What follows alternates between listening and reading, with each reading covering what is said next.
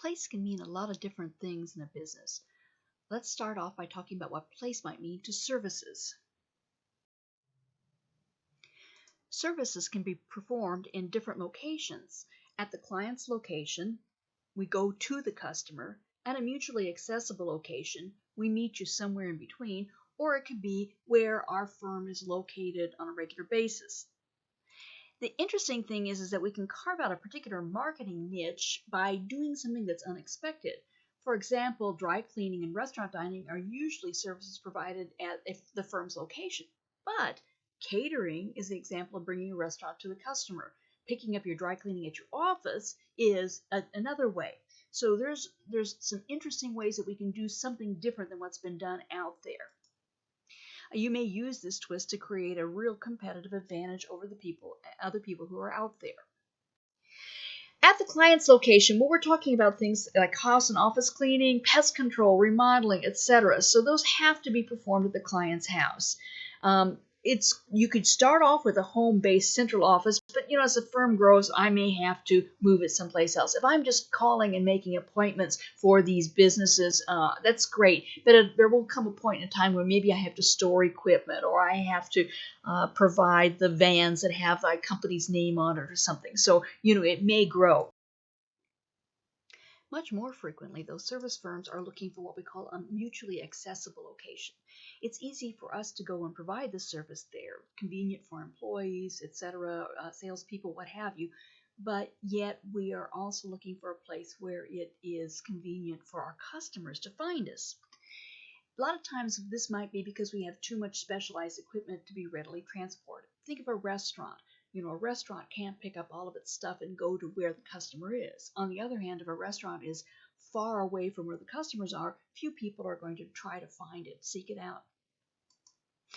Sometimes we have services that have some client involvement in it. Yes, I can mail order if I want to buy clothing or something like this, or I can do something where I don't have to really get face to face with the person. On the other hand, I may want to go and try it on. So there's some client involvement with it. Hairdressing would be more client involvement.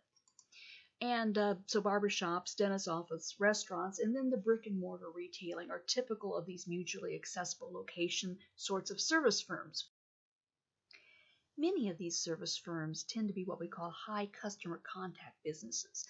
These are businesses that, yes, customers do make as a destination. I need to go to Belk. I need to go to Target.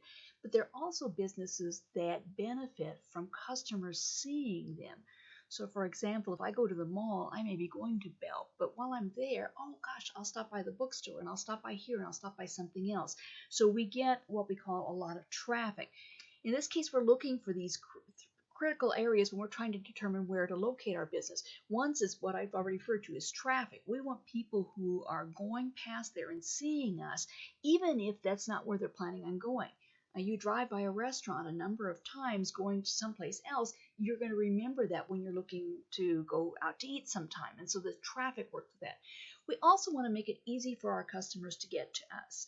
And we may say, gosh, this is a great location, but if we're on a divided highway or divided road, if there's not good access for making left turns into our business, or once we get into the business, if there's not an easy way to make a left turn to get out, to get back to where we want to go, it's not very easy for doing that.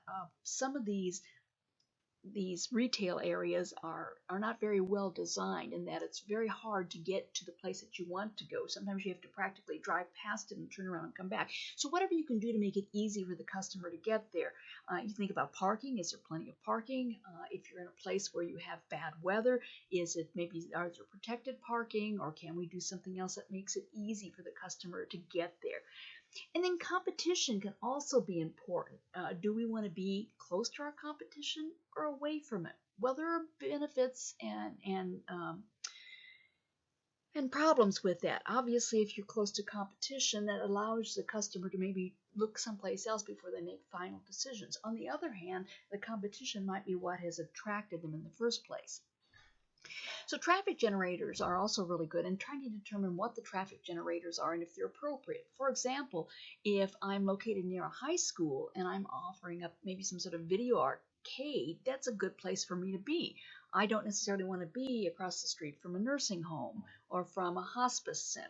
And so trying to get things that are, that we're going to get people there. If I'm a hospital and if I'm want to open my doctor's office near the hospital, well, the people are going to pass by me, going perhaps to visit people or for other routine things, and they're going to know that I'm there. So a lot of times you'll see things like pharmacies or medical equipment retailers that are be in that particular area. So sort of think about what would attract customers to that area, and is your business one that fits in with that? Parking and access, we talked about that already. The competition, many cities will have like something called like an antique row or automobile mile, or the places where all the furniture stores sort of cluster. There may be some advantage to being there. First of all, if I'm thinking, gosh, I got to replace my sofa, I might say, well, let's go out here where there's 4 or 5 stores and let me look at all of them rather than the onesies that are here stuck around town in different places. So trying to determine that.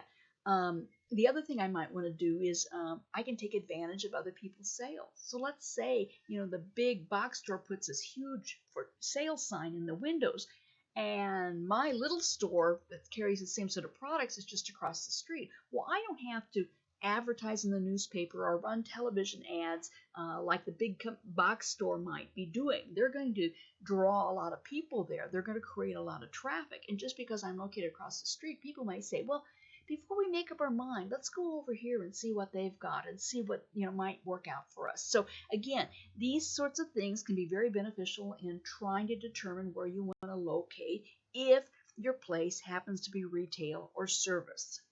Some of these things. Other firms, we use a remote location. I don't really need to meet with that client. I can do everything by phone or internet. These are some of the things that we talked about before. Also things like consulting work. Frequently, I can be located in my home or in a little office somewhere, and I'm jetting off to one place or another of the country in order to do my work. So again,